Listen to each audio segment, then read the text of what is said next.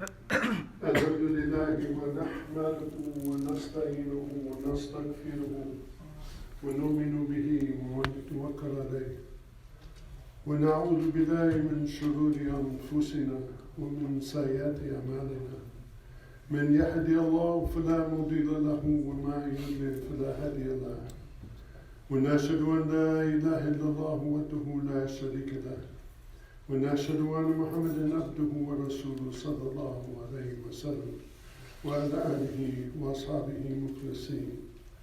قال الله سبحانه وتعالى في كتاب مبين بعد أعوذ بالله من الشيطان الرجيم وبسم الله الرحمن الرحيم. يا أيها الذين آمنوا اتقوا الله حق تقاته ولا تموتون إلا وأنتم مسلمون. يا أيها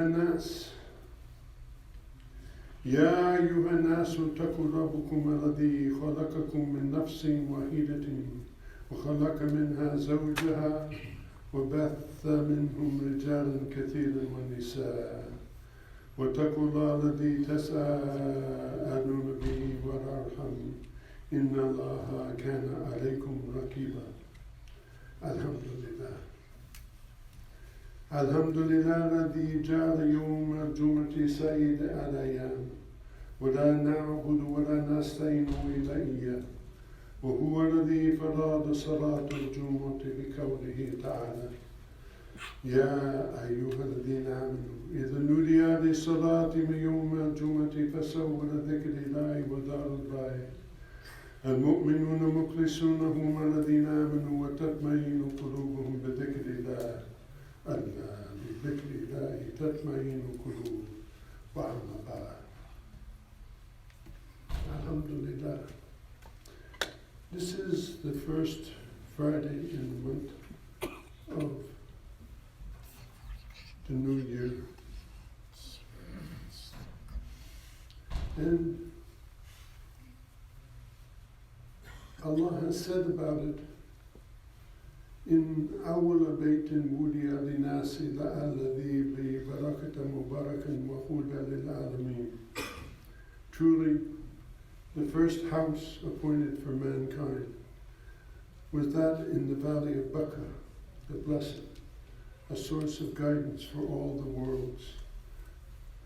That's in Ali Imran 396.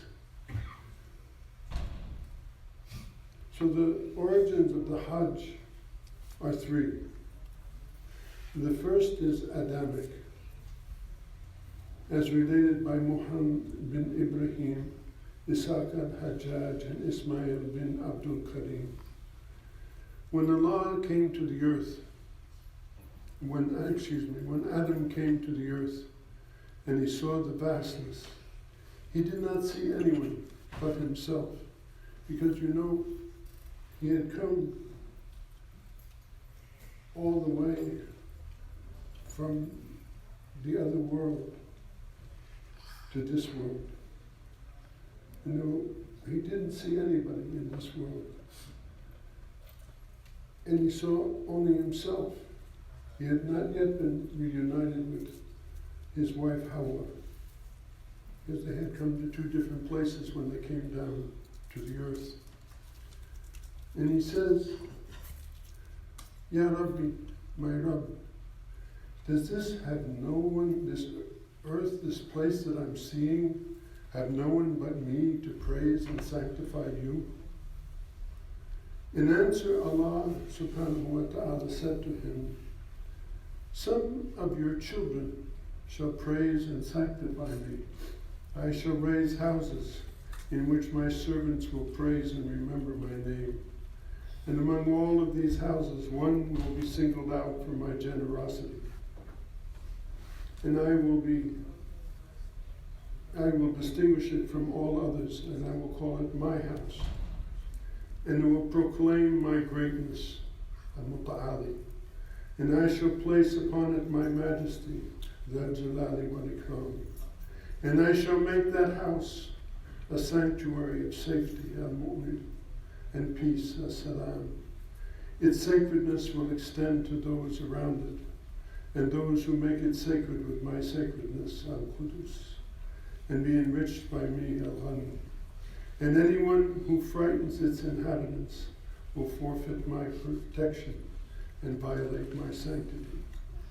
It shall be the first house to be founded as a blessing for all of the humanity. People will come to it with dust, riding all kinds of lean beasts, who come from every valley, calling that they have come from my service. Labbaik Allahumma labbaik. At your service, O Allah, at your service. And proclaiming my greatness, Allahu Akbar. And those whose exclusive intention is to be there and nowhere else is my guest. And it shall benefit a noble person to show generosity to those who come as guests and take care of all their needs, O Adam. O Adam, you shall live there for as long as you shall live. And then shall come tribes and nations, generations and prophets, each following the other till the end of time. Such is the promise of Allah to your father, Adam, and to us. This is the beginning of it. This is the promise of Allah. You mark it. The second origin of the Hajj is Ibrahimic. Ibrahimu wa qawaidi min al-bayti wa Ismail. Ibrahim and Ismail raised up the foundations of the house. Surah Baqarah 2:127. Rabbana inni askantu min duriyati biwadin ghayri bidari inna baytika al-muharrami Rabbana la yuqimu salat فجعل في إضافة من الناس توعي إليه وزقهم من الثمرات والله يشكرون. Says, truly, O our Lord, I have settled some of my offspring in an uncultivated valley near to your protected house, our Lord, that they may establish the Salah. So make hearts inclined to them, and provide for them from the fruits that they may be grateful. Surah Ibrahim 14:37. The Hajj of Prophet Ibrahim is the promise of Allah subhanahu wa ta'ala to Adam alayhi salam fulfilled. Ibn Abbas narrated the following. Later when Ismail reached maturity, Ibrahim visited Mecca another time in conformity to the wishes of Allah. He said, had his son, everything is said. He found Ismail seated behind the Zemzem well. Ibrahim said to Ismail, O Ismail, your Rabb has ordered me to build a house for him, because in the time between the beginning and his time, the flood had come, and the house that they had built then, which was only walls that were about this high, and then above it was a tent, had been washed away. It ceased to exist anymore as a recognizable place. He found Ismail behind the Zemzem well anyway. And Ibrahim said to Ismail, alayhi salam, O Ismail, your Rabb has ordered me to build a house for him. Ismail said, obey your Rabb. And Ibrahim alayhi salam said, Allah has also ordered me that you should help me. Therein Ismail said to him, then I will do so. And so both of them rose up and started building Al-Kaaba. When the building became high, and the father could no longer lift the stones, because in those days there were not devices, there was just the backs of men. So both of them came to that point, and the father could no longer lift the stones, and he stood over the stone of Al-Maqam, and Ismail carried on handing him the stones in order to the wishes of Allah repeating, Rabbana تقبل مني إنك أنت السميع العليم. O Allah, accept this from us. Truly you are the hearer and you are the knower. It's in Surah Baqarah. So this was the point when the second of the two orders of Allah have been fulfilled. And the third origin of the Hajj is Muhammadiyan. وَأَذِنْ فِي النَّاسِ بِالْحَجِّ يَأْتُوكَ رِجَالًا وَعَلَى كُلِّ ضَامِرٍ يَأْتِينَ مِنْ كُلِّ فَجٍّ عَمِيقٍ. O Allah, proclaim the Hajj to the people, and they will come to you on foot and on all kinds of lean camels, and they will come from every deep ravine. It's in Surah Al-Hajj, ayah 27. Then, as a result of the spread of ignorance, Jahiliyyah, which filled the house with 360 idols, it remained for the Prophet Muhammad ﷺ to cleanse and purify the blessed house and to restore the sacred rights of Adam and Hawa, and that of Ibrahim and Ismail and Hajj. Greetings of Allah on the chosen messenger, who came as a hearer and a bearer of good tidings, a witness and a warner, to call people to Allah subhanahu wa ta'ala with his permission as a bright lamp. We see from then till now the response of people to the call of Muhammad sallallahu alayhi wa sallam, of Ibrahim alayhi salam, Ismail alayhi salam, and Adam alayhi salam.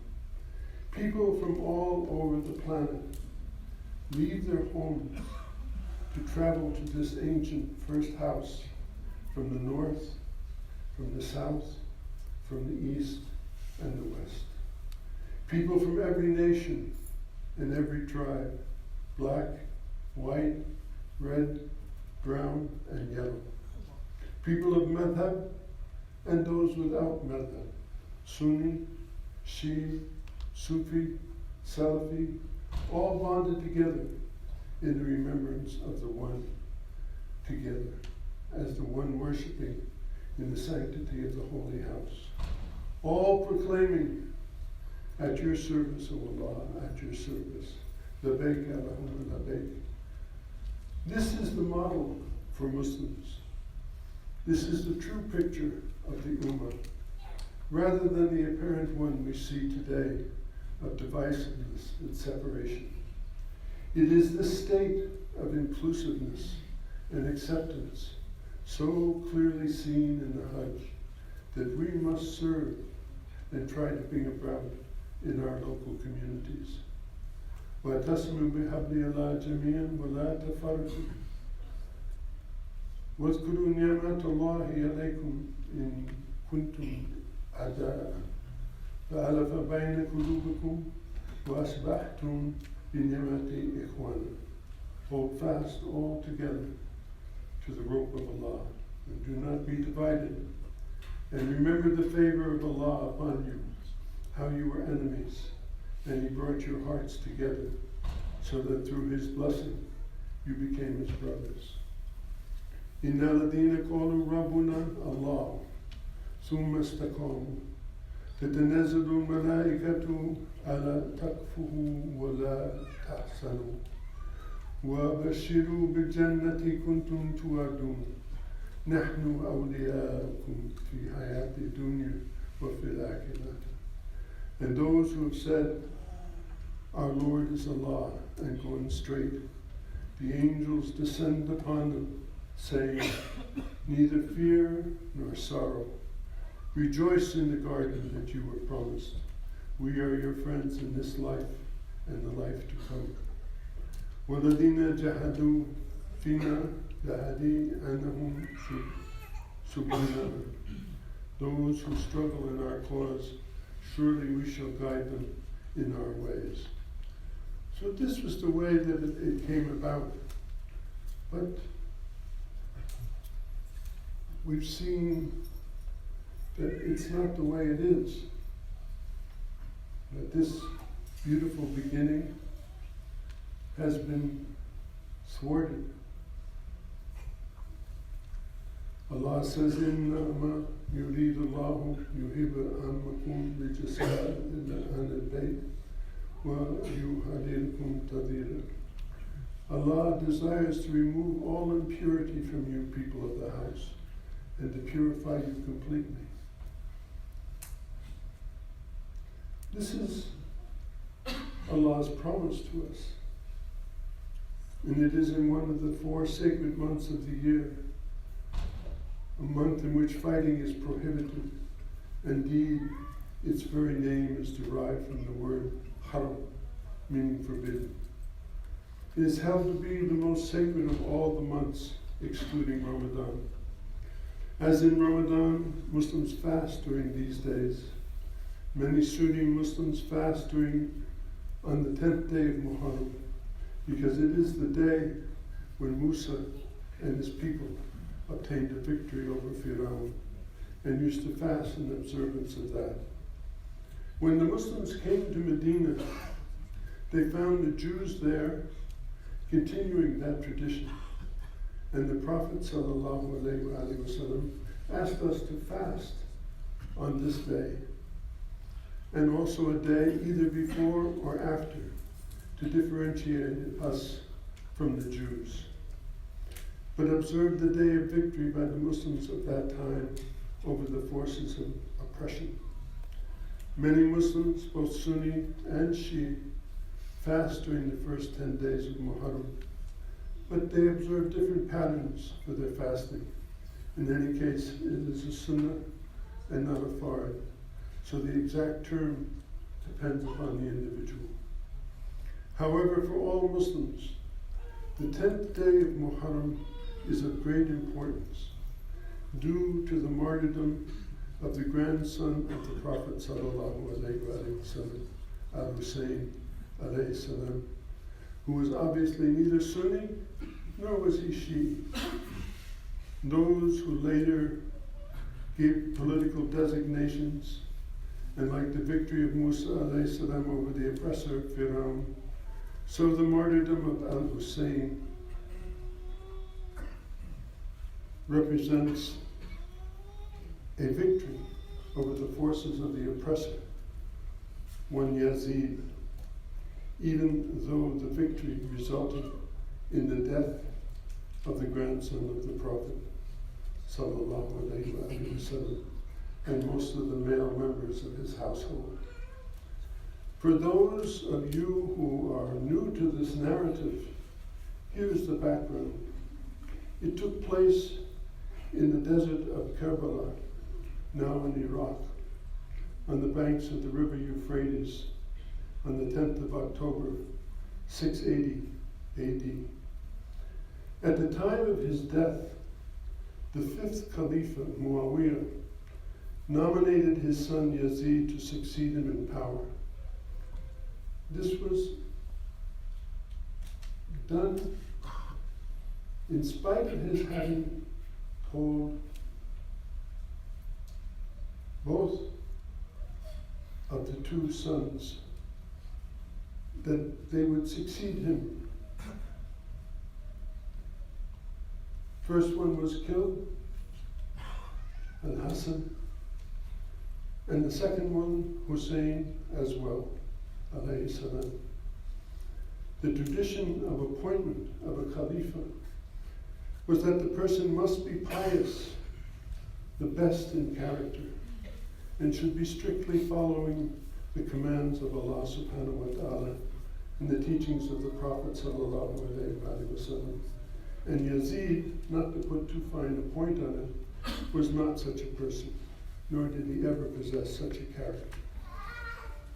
Indeed, the nomination of Yazid for the position by his father violated the basic principle of Islamic succession to power and amounted to transforming the caliphate to a monarchy.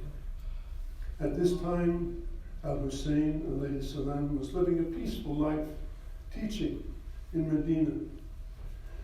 But after the death of Muawiyah, he was contacted by Yazid to give allegiance to him, to give him the bay'ah. Al-Husayn refused to do this, knowing that if he submitted to this, the caliphate would be transformed into a monarchy. And more than that, the ummah would stray from his path, and his Prophet ﷺ were to be led by a person like Yazid. For Yazid and his companions, the allegiance of Al-Husayn ﷺ was of vital importance, since he was both the grandson of the Prophet ﷺ and and a deeply pious person. And his allegiance would have provided a legitimacy to the rule of Yazid. No one could then object to him. The people of Kufa and Al-Iraq were not satisfied with the succession of Yazid and wanted Al-Husayn to come and assume the leadership.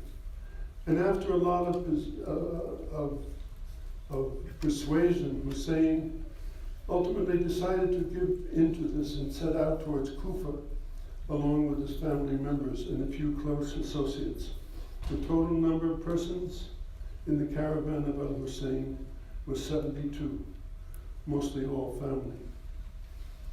On hearing this, Yazid ordered his governor to keep Al-Husayn from having contact with the people of Kufa, and a contingent of an army of about 5,000 was sent to forcefully divert Al-Husayn from Kufa towards Karbala, a place on the banks, as we have said, of the river Euphrates, where he, along with his family members, was besieged.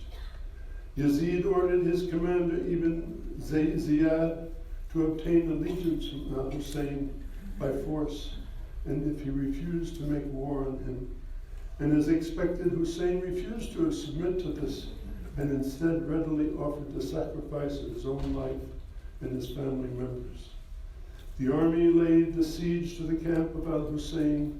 The supply of water was cut off, and he was forced to submit. And they thought to give his pay up, but of course he never did. The Battle of Karbala started on the 10th of Muharram. Al-Husayn armed his sons, his nephews, his brothers, his cousins, his friends, and they made up the fighting strength of only about 50 men. All of them fought with bravery, and the martyrs included the 6-month-old son of Al-Husayn, who in the end was shot by an arrow when he asked for water for the thirsty child. The battle was over by the afternoon, and the army of Yazid plundered and set fire to the camp of Al-Husayn, taking the women and the children as prisoners of war. Karbala left a deep scar on the psychology of all Muslims, as the grandson of the Prophet and his male relatives were brutally slain, and the women members of his family were dishonored. The tragedy of Karbala was over within a few days, but the message of Karbala continues even today. What happened at Karbala made clear many lessons and messages for the Muslim Ummah that would require volumes. But let me say a few things here. The first message of Karbala is adherence to principles. Al-Husayn followed the principle of refusing to give one's allegiance to oppression and corrupt oppressors, and gave his life for it, saying it was better to die on one's feet than to live one's life on one's knees. Neither the threats nor the incentives could seduce him to deviate from the path of righteousness. Moreover, he gathered around him a small group of people who were willing to do the same, who readily sacrificed their own lives along with his own, refusing to bow down before such an evil-minded person who had usurped power in the name of becoming the so-called Amir al-Mu'mineen. The ramifications of this for the Muslim Ummah have still not been digested, as you can readily see by looking at the state of the Ummah today. From Senegal to Indonesia, where corrupt leaders are in charge everywhere and find equally corrupt scholars and judges, ulama and fuqaha, to support them with their evil and oppression. The second message is that they who lay down their lives for the noble cause never die. Of course, they are physically no more present in this world, but they live in the hearts and minds of the people. The umma will remember them forever and keep commemorating their martyrdom to the last day of this world.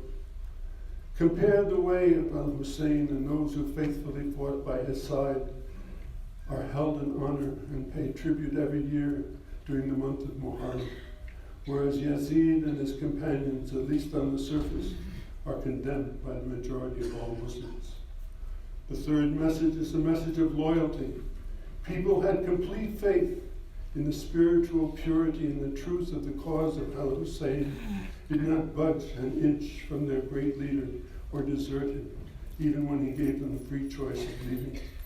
They were certain that Al Husayn was correct and living according to the way of Allah and his Prophet.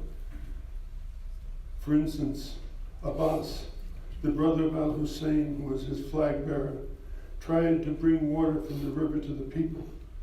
When the troops showered arrows on him, they cut off his arms that were carrying the water, and they finally killed him. Even though he knew his faith, Abbas rose up to the perfection of loyalty, did not retreat, and this spirit was displayed by all the companions of Al Husayn.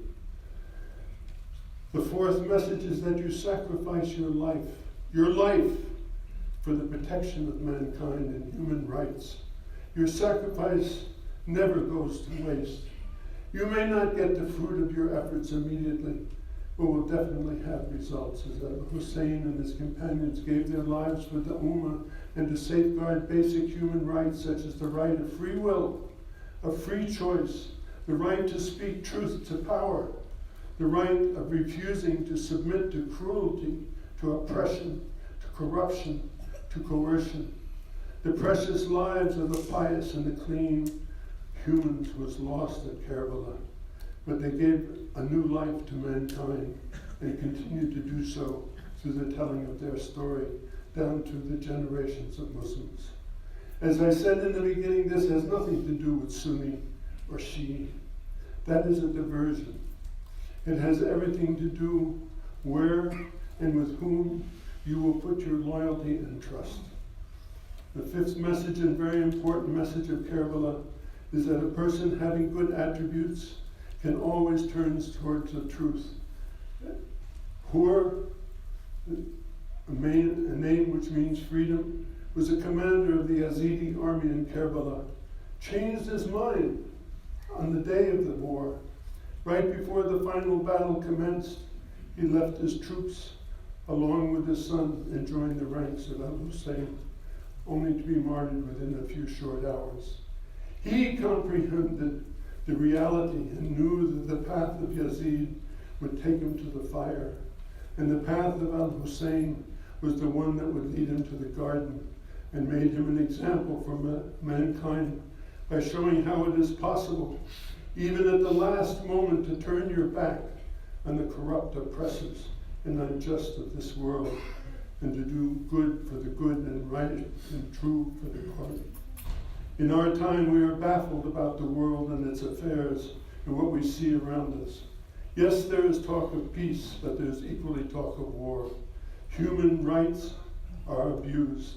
The exploitation and miseries of the human beings, the poverty, the ills of corruption and cruelty of capitalism, the rapaciousness of the extractors, the numbing coarseness of socialism, the rapaciousness of the extractors, the numbing coarseness of socialism, and the oppressive hegemonic designs of the big powers, the apathy of our rulers, the shortcomings of our governments, and inefficiency of our legal and judicial systems.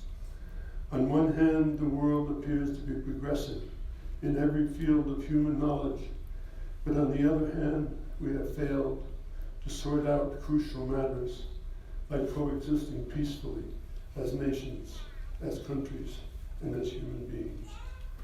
That is why the message of Karbala and the sacrifice of Al Husayn is so important. Not as some would have it, which is to weep about the past, but somehow to realize in the present, for in truth, every day is assured and every place is Karbala. Wassalamu alaikum.